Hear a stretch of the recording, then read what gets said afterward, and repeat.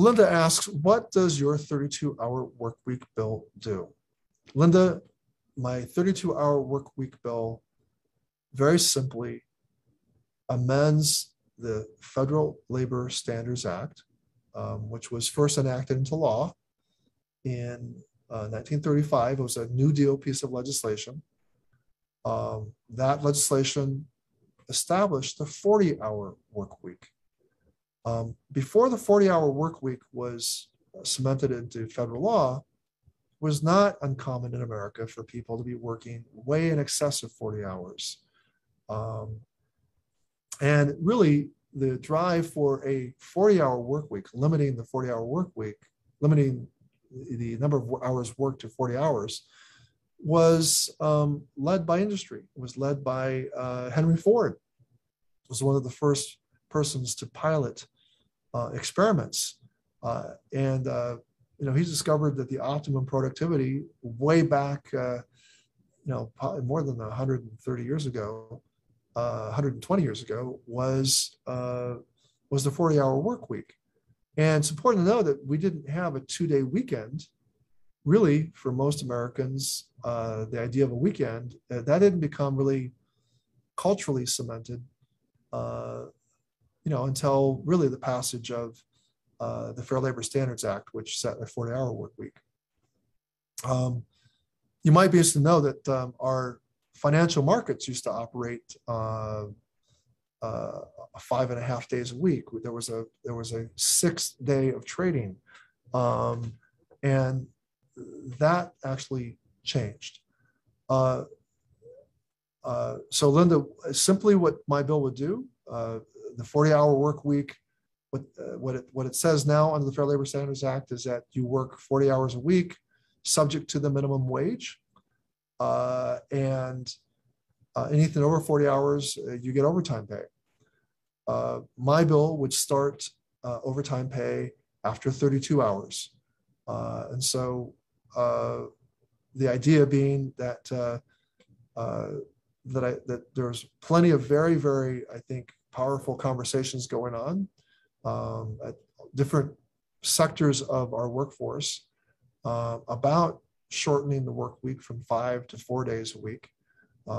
My bill would not prohibit people from working more than 32 hours, nor would it take their hours away. But given our current situation, our current work environment, our current workforce environment, I believe if we were to implement a 32-hour work week, most employers would continue to ask people to work that 5th day those hourly workers during the 5th day, but they would be earning time and a half. They would essentially get a 10% raise, and it puts workers and unions in a position to negotiate upward the hourly pay that they have for the 4 days they're working at regular compensation. So, look, the tech firms, companies like Kickstarter are piloting 4-day work weeks. These are not 4-day, 10-hour days. These are 4 days at 8 hours of compensation with no reduced pay. This is happening in the white-collar tech sectors and other white-collar areas.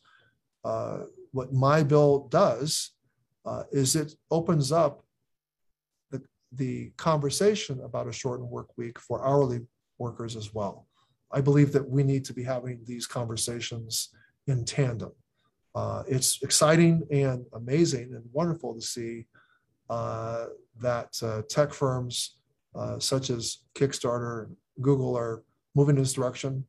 Microsoft Japan experimented with a shorter work week without a reduced compensation. More recently, Iceland released a pilot study on about 2,000 workers, 2,500 workers. They didn't reduce the work week to 32 hours. They reduced it by, I think, 3 or 4 hours. And what they discovered was that productivity was not diminished. And what that means is that we, for many, many, many jobs in our country, could reduce the hours, keep pay constant, but not see a reduction in productivity. Many Americans, I think, are interested in this, especially coming out of the pandemic. People of all ages, but especially, I think, young people who are already earning lower rates of pay are exhausted and are looking for a better work-life balance. And there are many, I believe, benefits to employers as well.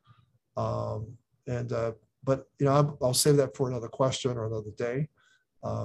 But I am quite overwhelmed by the response. I know that there are many people concerned and have strong feelings in the negative about this. But I think if we just, I think everybody calms down and understands that this won't happen overnight. That this is a conversation happening politically, culturally, and economically, and socially in our country. It's an exciting time.